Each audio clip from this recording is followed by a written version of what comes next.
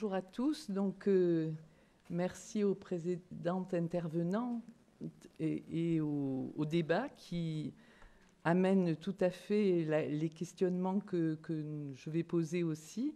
Donc, dans le cadre de cette journée, j'ai été sollicitée pour parler de l'évolution humaine dans les programmes et les manuels scolaires, essayer d'ouvrir une réflexion sur les conceptions et les obstacles qu'on peut véhiculer à travers les programmes et les manuels scolaires en ayant une approche rigoureuse de ces questions de transposition didactique. Alors, en introduction, peut-être rapidement, rappeler le contexte international qui est contrasté. Si la communauté scientifique est absolument dans le consensus sur la théorie de l'évolution, depuis Dobzhansky qui nous a bien dit clairement que rien n'a de sens en biologie si ce n'est à la lumière de l'évolution, en fait,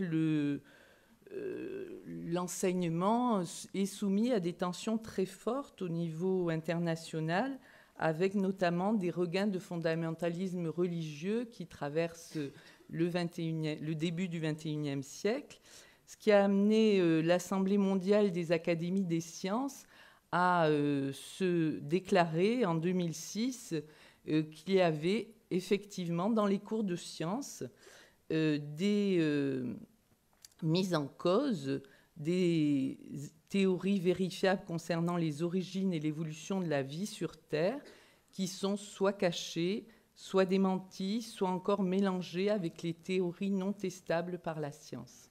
Toute la question de tout à l'heure.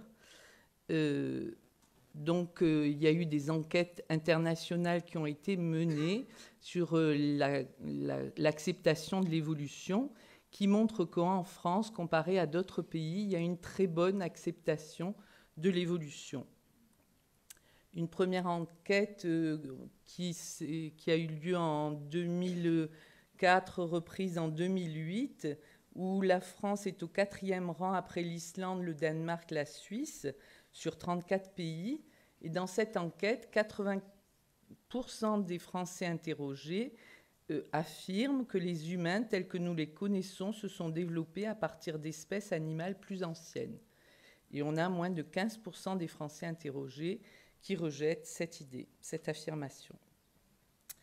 D'autres enquêtes, alors ce sont des enquêtes auxquelles j'ai participé, qui portent sur les enseignants.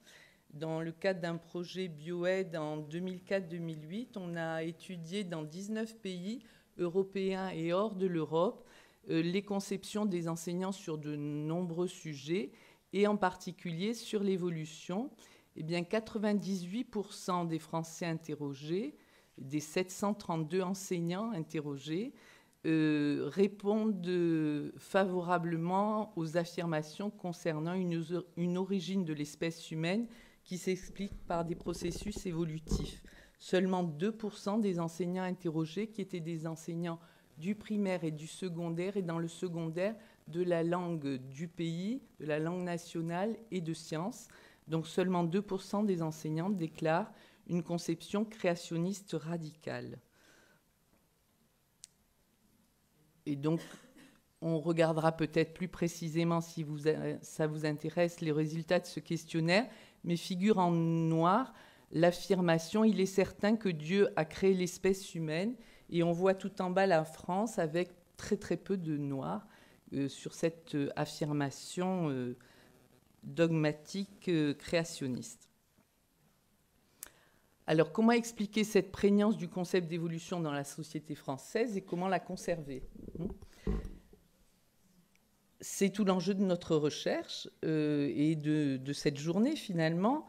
Conserver une bonne diffusion des connaissances relatives à l'évolution biologique et éviter les rejets, les refus par des positions créationnistes radicales.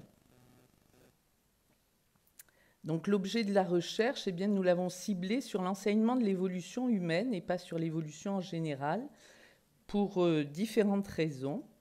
D'une part, parce que c'est un thème qui emporte l'adhésion du public, qu'il soit scolaire ou en général, et c'est un thème qui exacerbe les caractéristiques de la transposition en sciences.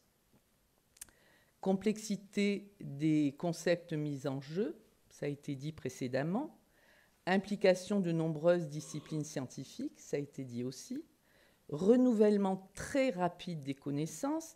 Depuis le 2016, on a parlé de l'homme de Florès, on pourrait parler aussi de la grotte de Bruniquel qui bouleverse un petit peu aussi les éléments qu'on avait sur les pratiques de l'homme de Néandertal. Interaction très forte entre connaissances et valeurs, et j'entends par valeurs ceux qui fondent le jugement et qui se rattachent aux croyances, idéologies, opinions, et médiatisation très importante qui fait que quelquefois, quand on enseigne en terminale, eh bien, les élèves, pour peu qu'ils aient lu le monde de façon plus attentionnée que nous, savent à l'avance quels sont les bouleversements qui régissent ce domaine des sciences qui est fort intéressant puisque c'est une science en train de se construire. Le cadre théorique, c'est la transposition didactique comme une réflexion sur et une modélisation des mécanismes qui régissent la diffusion d'un concept à l'école. Et nous, on va s'intéresser au concept autour de l'évolution appliquée à l'homme.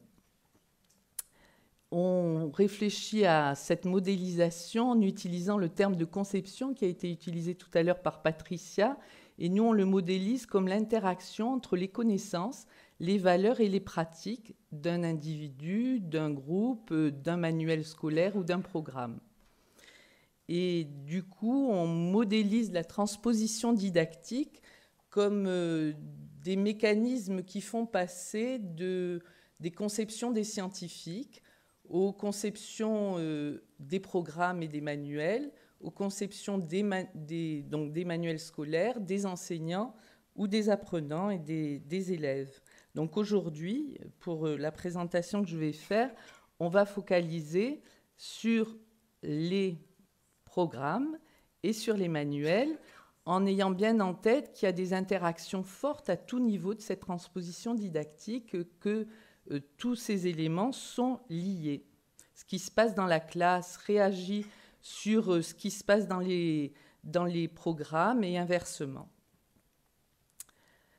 Donc on va s'intéresser dans ce thème où, comme le dit Pascal Pic, paléanthropologue, le véritable problème, c'est une certaine idée de l'homme. On va s'intéresser particulièrement aux interactions entre science et valeurs. Alors souvent, quand on travaille sur les programmes de sciences et les manuels de sciences, la représentation qu'on en a initiale, c'est que ce sont des éléments objectifs et qui sont neutres.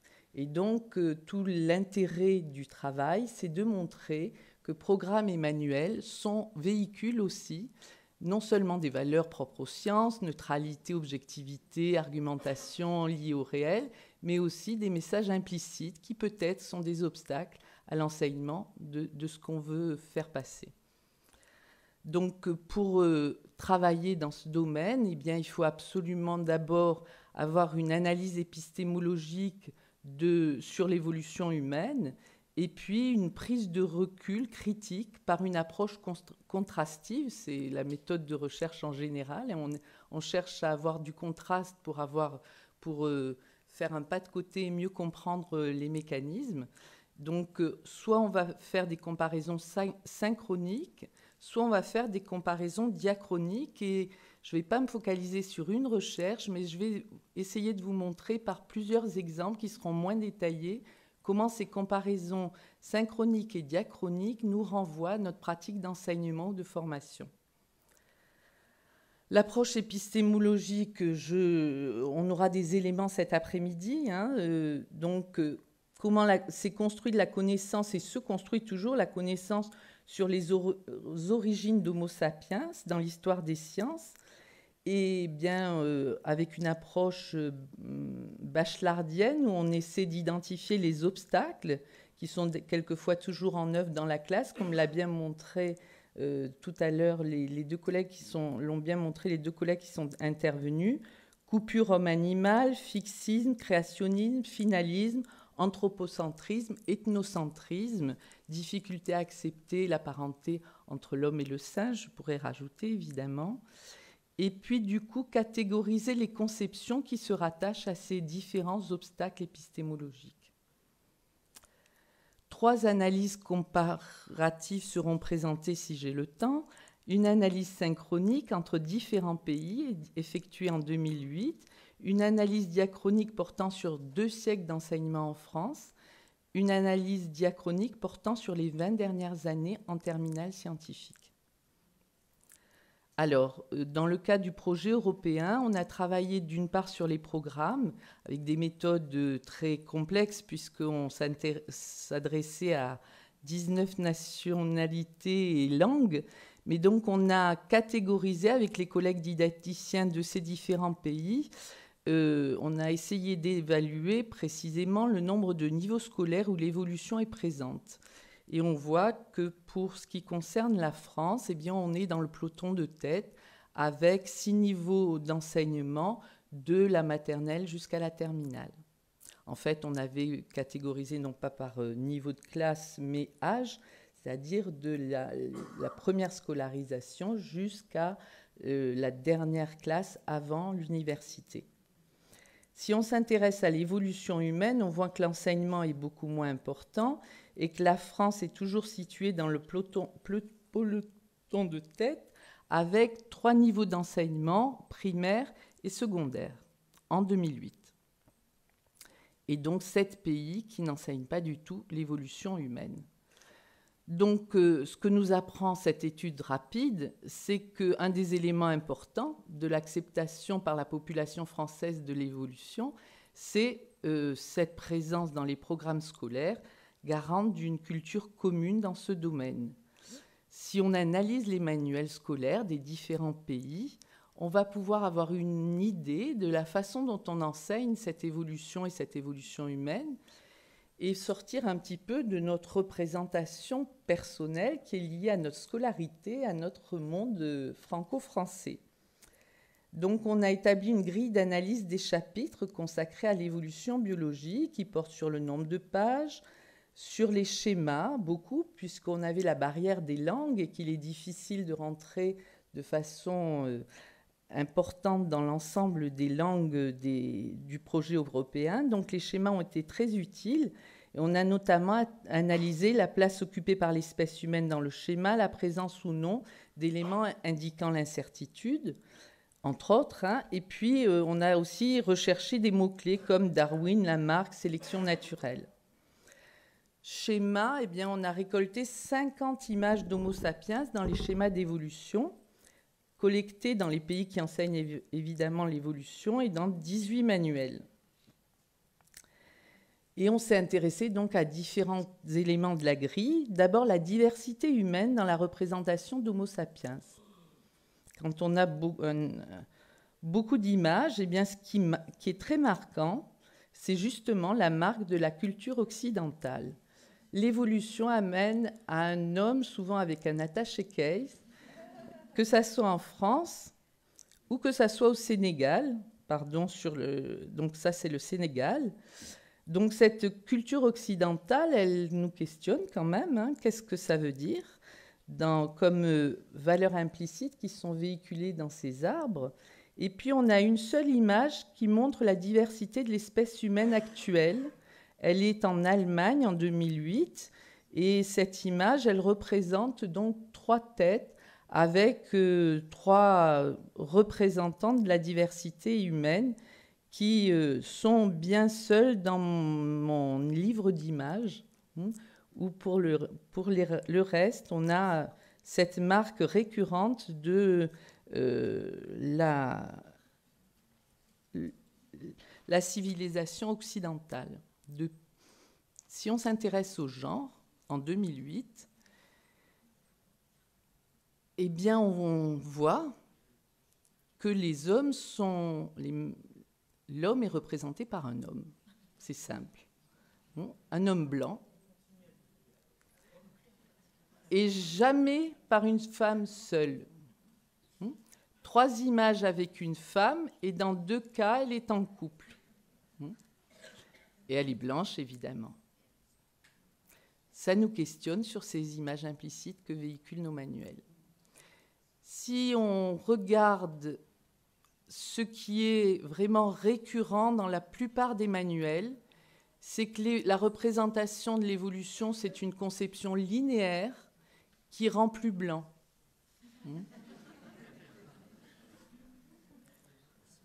Je crois que je n'ai pas beaucoup de commentaires à donner là-dessus. Donc on a des convergences très très fortes et quelquefois même si l'arbre phylogénétique est tout à fait adéquat, eh bien il va y avoir une frise en haut du manuel où on voit cette jolie lignée humaine. Donc de nombreux messages implicites. J'espère que ma courte démonstration vous a convaincu que le finalisme, l'anthropocentrisme, l'androcentrisme sont fortement présents et que finalement on a du mal à échapper aux représentations sociales très fortement ancrées dans ce domaine. Les divergences existent et c'est ça peut-être qu'on va aller chercher plus fortement pour peut-être être plus innovant dans l'enseignement de ce thème en France, et sont très divergentes au niveau de l'importance du thème et au niveau de l'approche épistémologique. Cette petite image d'un manuel de sciences vous montre qu'on peut avoir une approche où il y a une problématisation très forte sur le questionnement propre à l'homme, sur son origine, et puis avec une contextualisation des théories de l'évolution très marquée, la présence de référents nombreux, Lamarck, Darwin, Linné, Buffon, etc. Et donc de l'histoire des sciences qui est présente fortement dans les manuels, à une décontextualisation totale.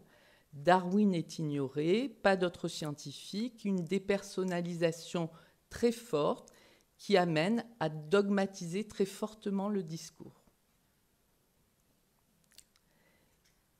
On peut aussi avoir une large confusion des registres scientifiques et religieux, avec une image dont on ne sait pas si c'est une image religieuse ou la représentation d'un homme préhistorique. Et puis d'autres manuels, comme celui-ci en Tunisie en 2004, qui explicitent très bien les registres scientifiques et religieux, avec la représentation du fixisme et puis la représentation de l'évolutionnisme, et un texte qui présente le dogme religieux qu'il distingue de l'information ou la connaissance scientifique. Et puis on peut avoir une centration totale sur le registre scientifique, et tout à l'heure nos questionnements l'illustraient, cette idée qu'en France, eh bien, en sciences, on ne parle que de sciences. Donc en 2008, on en parle beaucoup, on parle seulement de sciences, on ne fait pas du tout d'histoire des sciences, il y a peu ou pas de cadre théorique explicite, et on se centre sur les faits d'évolution. On est sur un empirisme très très fort, avec malgré tout des valeurs implicites aussi importantes qu'on véhicule sans le savoir. Qu'est-ce que ça nous apprend ? Ça nous apprend qu'ailleurs on fait autrement, que l'approche épistémologique, c'est peut-être une voie intéressante, et que de toute façon, il faut enseigner et former à être vigilant aux valeurs implicites que notre société véhicule sans qu'on le sache. Alors on va prendre un autre point de recherche très très différent, qui est l'analyse diachronique apportée sur 2 siècles. Et là, je vais aller vite, mais je vais me focaliser sur une seule période. Vous allez comprendre pourquoi. Alors, ça démarre en 1814 et ça va jusqu'à nos jours. On a travaillé en utilisant un concept qui est le délai de transposition didactique. On formule l'hypothèse que le décalage entre la publication d'une conception scientifique et son introduction dans l'enseignement ne dépend pas seulement du rythme de connaissance de ces éléments par les auteurs des programmes et des manuels, mais dépend aussi du contexte social, culturel et politique du moment, et qu'il est révélateur de ces éléments-là. Et on va essayer d'en trouver des traces dans l'histoire française de l'enseignement. Donc, dans la première moitié du XIXe siècle, on passe d'une conception clairement créationniste à une conception zoologique de l'espèce humaine. Et ça, on le doit vraiment à Cuvier, mais on ne va pas s'intéresser à cette affaire-là, fort intéressante. On va passer à la deuxième moitié du XIXe siècle, où là, on passe d'une conception zoologique à une conception préhistorique de l'homme.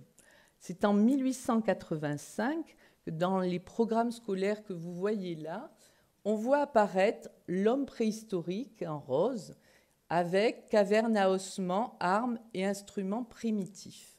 C'est dans l'étude des terrains quaternaires qu'apparaît cet homme préhistorique. Quel est le délai de transposition didactique de cette connaissance ? Eh bien, c'est en 1860 que les académies de sciences françaises et anglaises ont accepté l'idée d'un homme préhistorique et reconnaissent la présence d'un homme préhistorique dans les domaines paléontologiques. C'est l'homme de Néandertal, sa découverte en 1856 qui va accélérer finalement cette acceptation des académies des sciences. Dans l'histoire des programmes, comme je vous le dis, c'est en 1885 qu'apparaît l'homme préhistorique, seulement 25 ans pour introduire cet homme préhistorique fortement controversé, vous l'imaginez, dans les programmes de cette époque. Comment expliquer ce délai de transposition didactique si rapide ?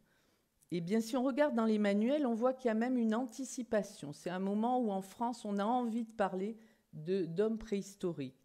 Et donc, dans ce manuel de 1883, on introduit un petit peu cette idée-là. On parle de l'existence de l'homme à l'époque quaternaire parce qu'on trouve des éléments, premier indice d'industrie humaine. Donc, voilà, ça, on sent que ça trépigne au niveau de l'édition.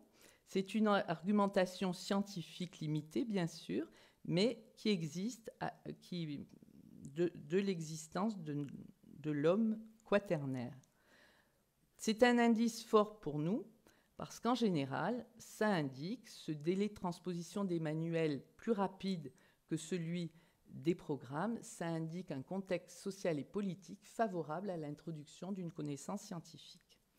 C'est quoi ce contexte favorable à l'introduction de cette conception scientifique ? La laïcisation de l'école de la République.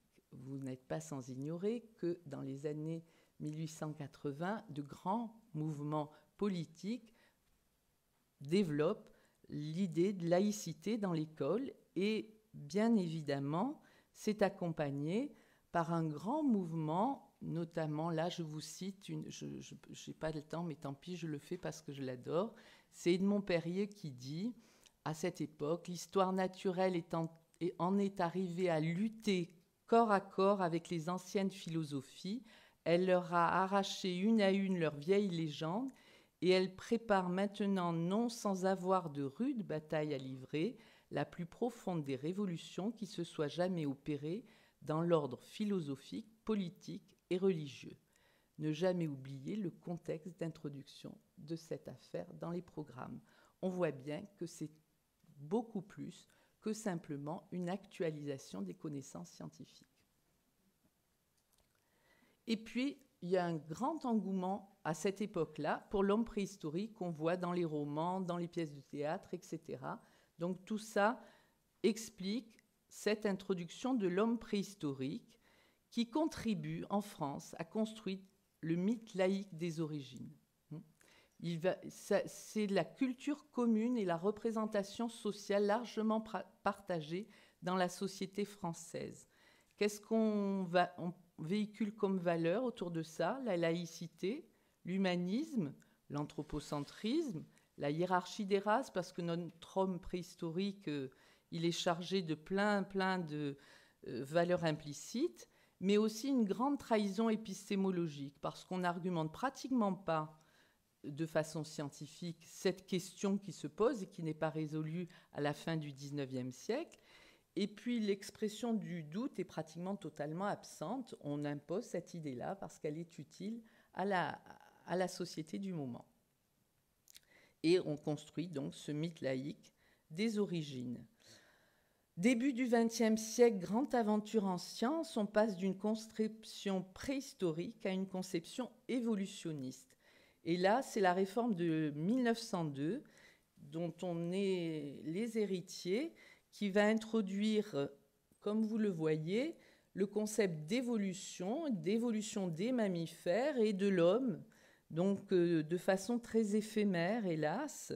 Alors c'est suivi par la production de manuels qui sont d'une très grande rigueur épistémologique, où on va problématiser, par exemple, l'existence de l'homme tertiaire et où on va amener toutes les connaissances en débat à cette époque-là.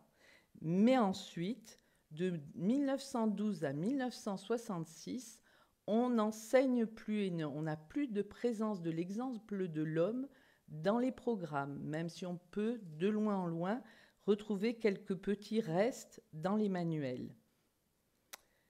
La conception évolutionniste persiste, mais on enlève l'exemple de l'homme et de son origine pour faire taire les manifestations et les controverses socio-scientifiques très fortes à cette époque avec la guerre des manuels scolaires. Les guerres donc entre laïcistes et religieux. Et puis, réapparition en 1966 jusqu'à nos jours, avec plusieurs éléments que je ne vais pas développer ici, puisque j'aurai un petit peu le temps de vous en parler sur les 20 dernières années.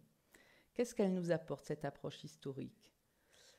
Eh bien, d'abord, se rappeler que les manuels de sciences et les programmes sont liés à notre histoire actuelle et à l'histoire politique et sociale de notre pays, et puis se rendre compte qu'on oscille entre stabilisation des contenus et actualisation des connaissances, entre développement, régression, entre dogmatisme et rigueur épistémologique, et donc trouver des clés d'analyse des programmes et des manuels actuels.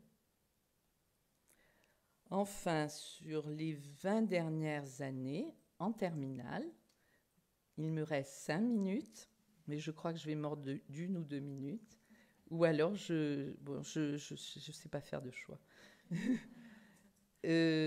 Donc 3 programmes, 2 éditeurs et 3 manuels pour chaque éditeur. Vous connaissez certainement bien ces manuels.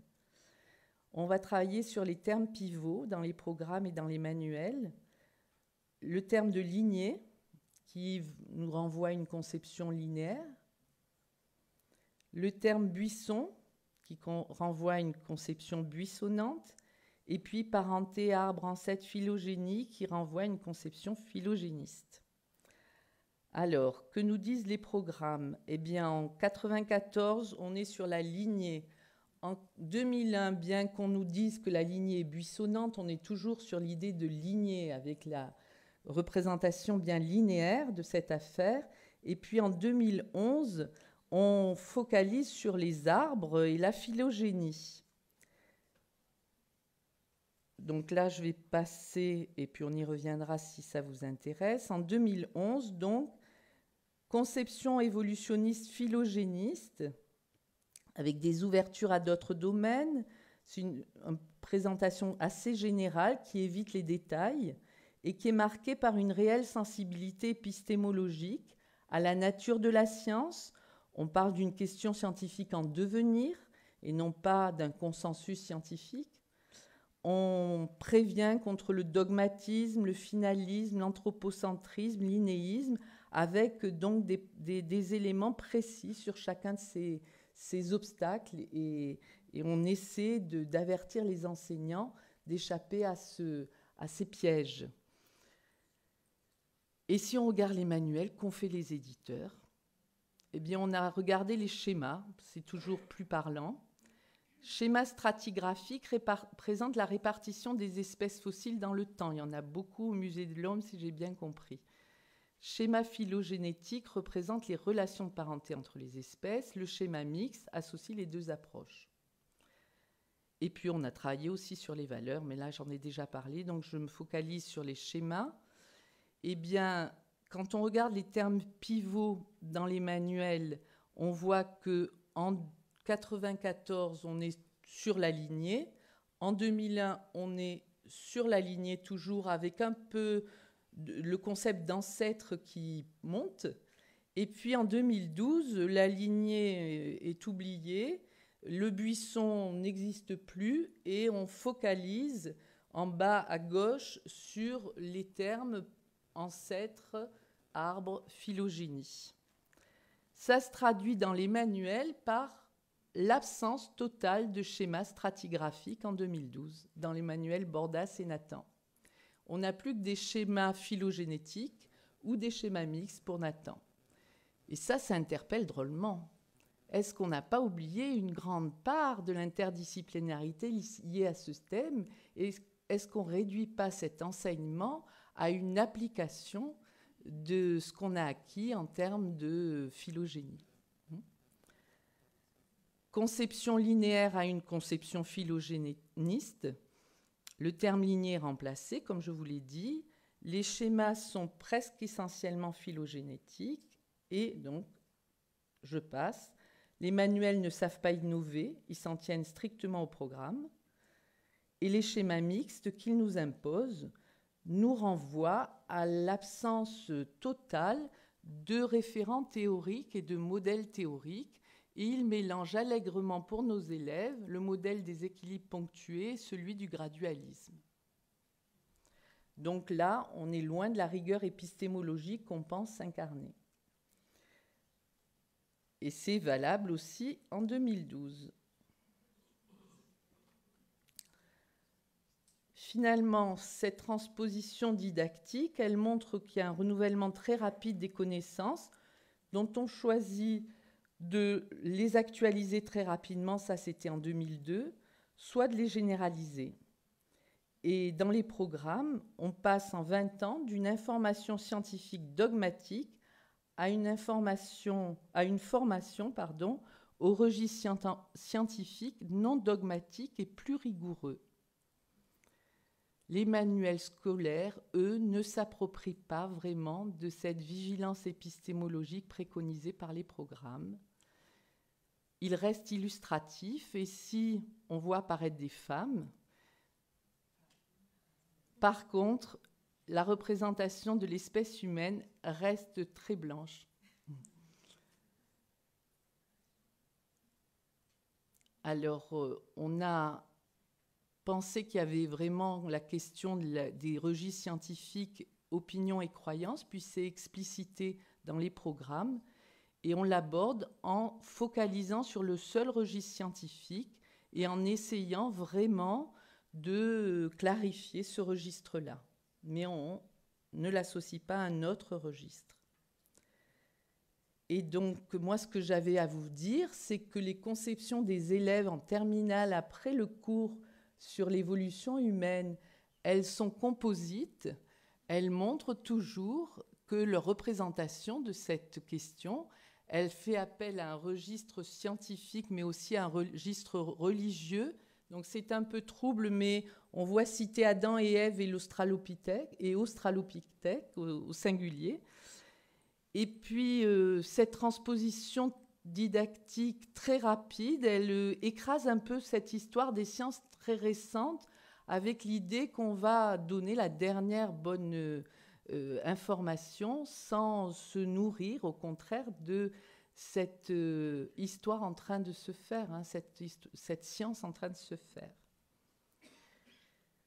Les obstacles, ils sont de nature épistémologique, sur la nature de la science, les origines de l'espèce humaine, didactique, je vous l'ai montré avec la schématisation des manuels, et axiologique, on est plutôt tous unanimes sur la laïcité de l'évitement. Eh bien, quelle préconisation, plus qu'une minute. Intégrer largement les programmes, développer l'esprit critique et la vigilance des futurs enseignants dans la formation des enseignants, leur apprendre que dans ce domaine, les controverses sont scientifiques et socio-scientifiques. Et puis, ça a été bien illustré par mes collègues, aider les élèves à comprendre comment évoluent les connaissances, préférer une formation à une information, intégrer l'histoire des sciences, un traitement non dogmatique des connaissances, la présentation des faits et des théories, les aider à différencier ce qui relève du champ scientifique et du domaine des croyances et des idéologies, leur éviter de superposer ou d'opposer ces deux domaines, mais de comprendre leur indépendance et leur complémentarité. Donc dans le cadre peut-être d'une laïcité d'intelligence plutôt que d'une laïcité d'évitement. Et pour revenir à Dobzhansky, dans le même article, il dit ce que je vous ai lu tout à l'heure, et puis il dit aussi, et ça fait beaucoup d'effets en général, quand on cite cet article scientifique de Dobzhansky, il dit « Je suis un créationniste et un évolutionniste », et puis il dit aussi « L'évolution est la méthode de création de Dieu ou de la nature ». Ça dépend de qui recherche sur cette évolution. Et puis il cite très précisément Teilhard de Chardin, qui était donc paléanthropologue, et qui précise sa position à la fois d'homme d'église et puis de pur évolutionniste paléontologue. Voilà, et je crois que ça, ce sont des éléments très utiles en formation et dans les lycées et les collèges qui vous donneront j'espère, des billes. Merci de votre attention.